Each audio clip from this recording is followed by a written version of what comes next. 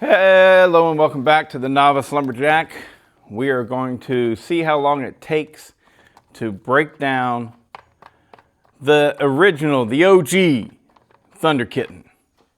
That's right. This right here was ported by Charlie Briscoe.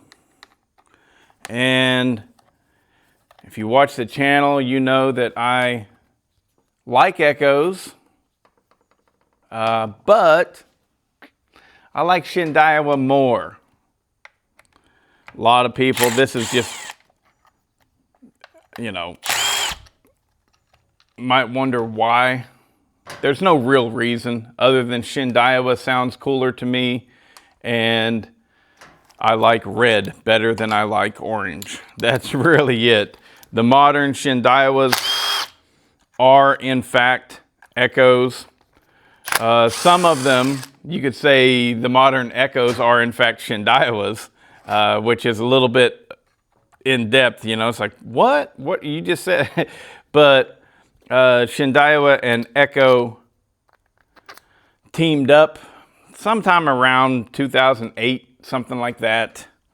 And we can see that whenever that happened, the Echo saws really became different than what they used to be. They used to be nothing but slow chuggers, things like that. And whenever the new designs came out after they teamed up with Shindaiwa, they really were hotter.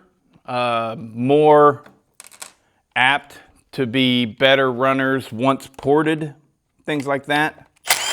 So in my opinion, and this is really honestly just an opinion, I feel like the Echo game was upped significantly whenever the two brands teamed up.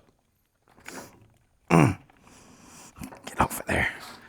So yeah, technically, if you want to break it down, be really specific about it, I personally think that Shindaiwa saws are better historically, Get off of there. And that's why Echoes, Echo make good stuff before the Shindaiwa team up. They just were more tractors, And for the way I understand it, the 4910 was very much a Shindaiwa inspired build. The 501, the 490, all of those, Shindaiwa really had their hands in there on these saws. So, anyways, before I take that carb fitting off, I release the pressure on the gas tank because I want as little of that fuel to come out of this fuel line as possible. So I release that pressure. Of course, you're going to get a little bit, but then I go and I take something like these. This is a bit from my rotary tool, and I shove it down in there in that fuel line to seal it off. So now I can continue on working. These things are really great little platforms that are easy to work on. You only need a handful of tools and everything just seems to be right there and ready to go. It's nice. All right. But why am I breaking this down? It's because I don't need to take that off, so I'm not going to. I'm breaking this down because I want to transfer this Briscoe ported cylinder over to my Shindaiwa 491, I believe it is. It's just the red version of this saw right here.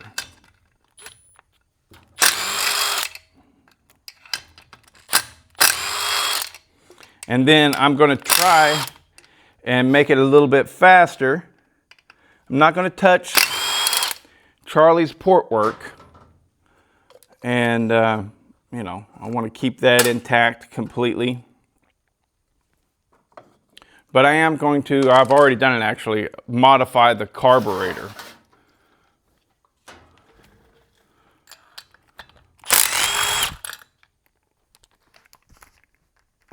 Get off of there. I hate that. Come on. There we go.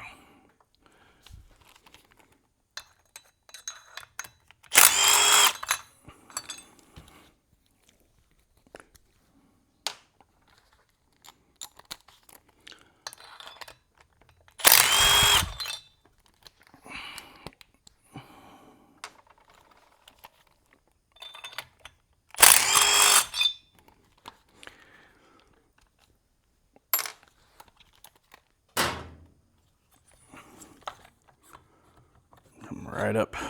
Bada bing, bada boom. All right. Now, I'll leave that on there. Ain't no point in taking that off. Let's have a look at Charlie's port work. Whoop. There we go. You can see with that intake there, some would call it lunged or whatever. He significantly raised and widened the intake. Nice work. The transfers, I think he's probably got these set somewhere around 120 or to 124-ish. This is a standard port job for Charlie. This is nothing special. It's just a good, strong running work saw. And it runs like madness. I've ran some of his hotter builds, many of them actually, many, I don't know. But I've ran some of his 6+ horsepower builds, 6.5 horsepower stuff. And boy, he can make these things really scream. And this one is a testament because this is his standard build and it runs like batshit crazy. It's really good. So you can see there with those transfers, notice how there's like a bit of a line, right before it goes into the cylinder. What that is he flattens it out. All right. So the transfers slope up like this. These echoes, right? They slope up hardcore like that. Well, whenever he raises them, he cuts that slope out so that you're going up, but then it hits that shelf and it forces it in like this, horizontally. So whereas before the stock echo setup, and you know what? I need to point this out too. I will. Don't let me. I won't forget it. I won't forget it.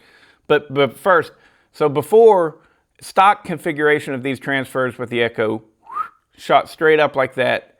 Well, now that he's done his work, at least for the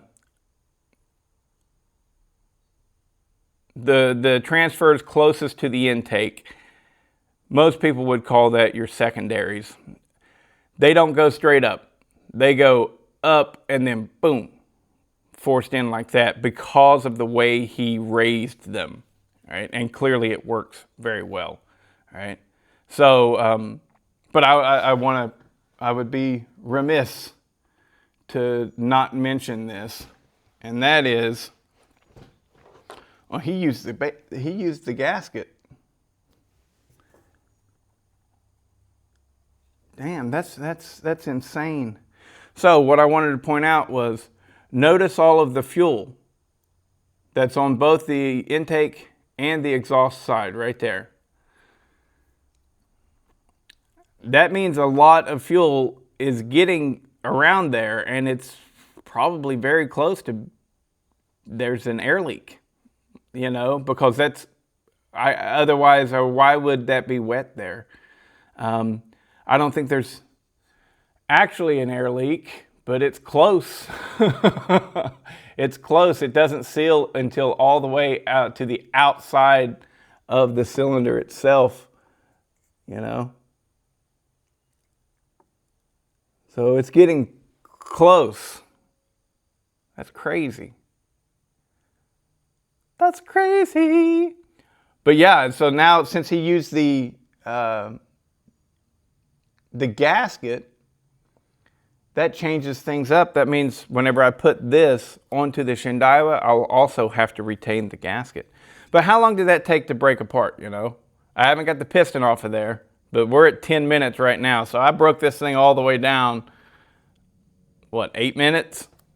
These things are great to work on and stuff. Great little saws, great little platform to play with. Really can't recommend them enough. The only issue that I know of the Echo 501, the 4910, the 490, all of this platform, some people say that the crankcases are a little thin and the screws holding the crankcase together aren't quite robust enough. And so you can get leaks around the crankcase seal. I haven't had that issue. I don't believe that I have anyways, but I know that some people say that they have. So now from here, I'm going to take that cylinder and put it on my Shendaiwa. You can't even see it. It's over there. My Shendaiwa 491. And I will run it with the stock carburetor and everything. And then I will put the modified carburetor that I made and see if it made any difference to how good it runs. I think what I'm going to do, I'm just going to leave that piston in there and I'm just going to take the rings off and I'll use those rings on the other build because those rings are already broken in and broken into that cylinder as well. So I'll remove those rings and put them on the Shendaiwa. The piston is spotless. It's perfect. I have ran this lean a couple times by accident, just bad tuning. And I was curious. I wasn't worried, but I was curious to see if there was any score marks on that piston. None at all. So I took it to a race in Alabama and raced it there. And I just free tuned it. And these Echoes, they tune differently. I hear it's because of the curve that's built into the ignition coil, right? Whenever they get into the higher RPM, that curve starts to limit the saw. It changes the timing curve.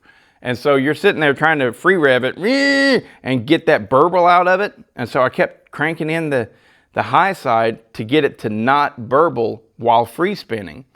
And then whenever I went up there and I put it in the wood, I was far too lean. And so these things, if you already know what you're doing, like I know that this saw likes to be tuned right at 15,000 RPMs free spin, but at 15,000 RPMs, it's still sounding, you have a little bit of four stroke in there and you try and get it out, you know, and that's whenever you go lean. But if you don't know, absolutely test it in the wood.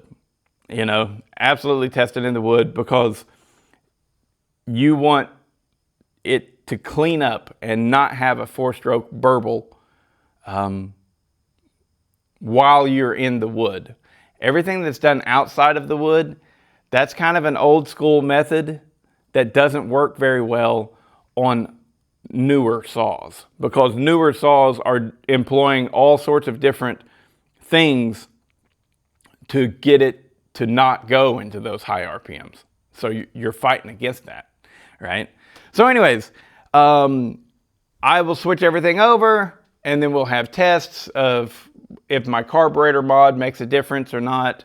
But this saw right here, I will use all of the brand new parts from the Shendaiwa. I will port it up and this will be the next raffle saw.